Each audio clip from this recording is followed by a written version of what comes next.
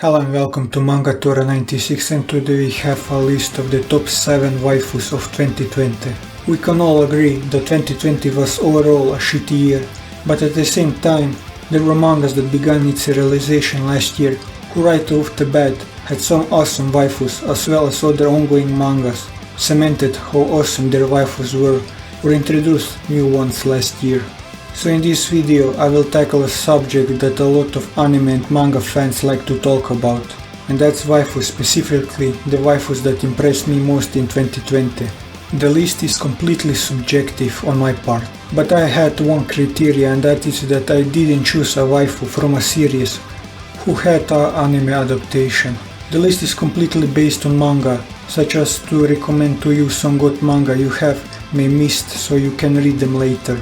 One last thing before I start is I plan to cover all those series I will be mentioning today at some point in the future on my channel, but I give you the chance to leave your comments below on which series you want me to make a video on, and the series who gets the most mentions in the comments I will cover in a video next Friday. That's all for the intro. Let's start with the list for the top 7 waifus of 2020. On number 7 we have Kido Ayame from Kimi wa 008. The simplest way as to explain why she is on the list is that Ayame is a badass kudere agent who's also adorable. Now to further elaborate, from a young age she was raised to be a cold-blooded assassin, so she could inherit the family business. But luckily after Akashi Shizuma, the father of the main character Eito Akashi, helped her in the past and showed her that she could live a normal life, she tries to change her fate. She has a really interesting contrast from trying to experience the most ordinary things in life, which she didn't experience growing up, to becoming a battle goddess on missions. And as a bonus with her, you get her trusted pet owl Cotton, who's both adorable and useful. In 6th place we have Satsuki Meguro from Shiori Experience. Satsuki is a delinquent who plays bass and has a powerful voice which even Jimi Hendrix approves. She's a really blunt person and has no problems with confronting other people for shit they pulled, and coupled with her family situation and with her beating the shit out of someone who hurt her friend, knowing full well what the consequences were if she did it, which is a massive plus in my book. All that has created her image of a delinquent, and I must say, her delinquent design when she was introduced was the best for me. Her looks now is fine, but I prefer her previous look. One minus point I must give her is that she has been shown smoking. As someone who's disgusted when I see someone smoking, that's something I can't forgive, but luckily Satsuki realized that smoking is bad and quit it, and that is something worth celebrating. In 5th place we have Homura Kugetsu from Eden Zero. Homura is a badass swordswoman who has a tendency to voice her thoughts out loud, even when she intends to keep them a secret. I especially liked her in the Sun Jewel arc. Yeah, I know that this arc was in 2019, but it doesn't change the fact that she was a beautiful badass swordswoman in 2020 as well.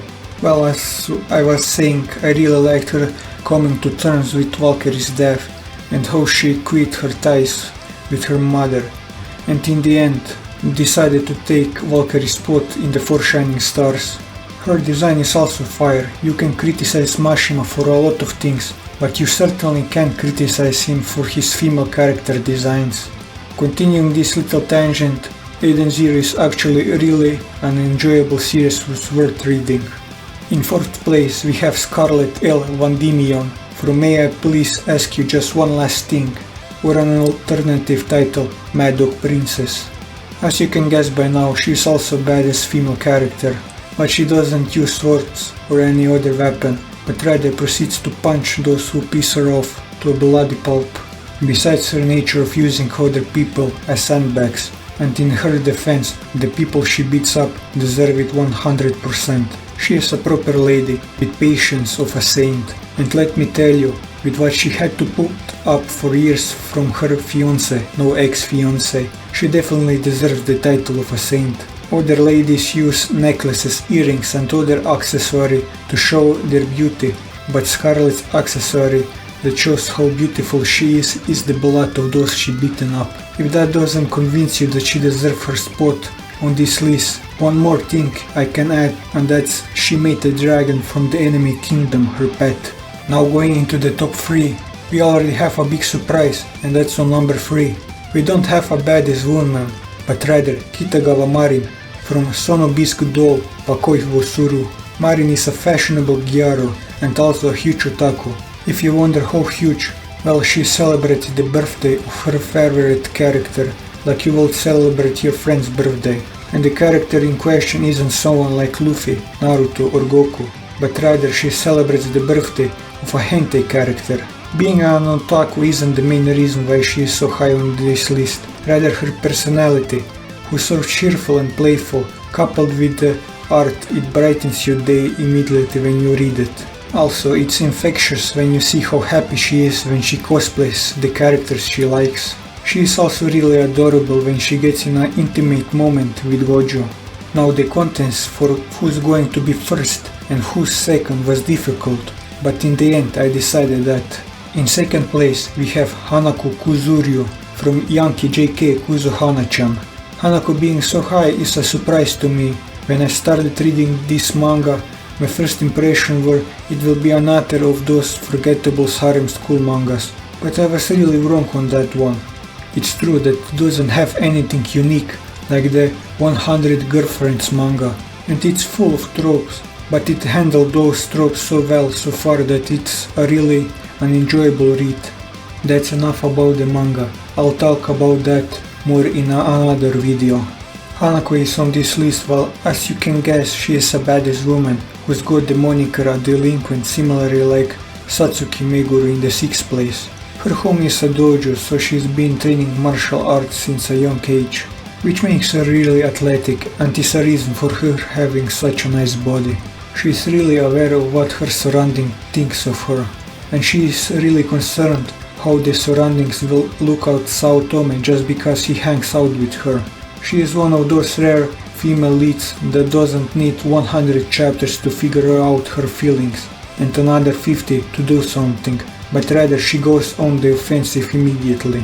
She also likes to work out and help Saotome on his workout, which is a big plus in my book. Now, before we go to the number 1, I need to mention some honorable mentions. First we have Yor from Spy X Family, then we have Amano Lelisa from 2.5 Dimensional Seduction, and lastly we have Higurashi Aiko from Kono Koi wa Fukomi-kun no Plan ni Wai Nai.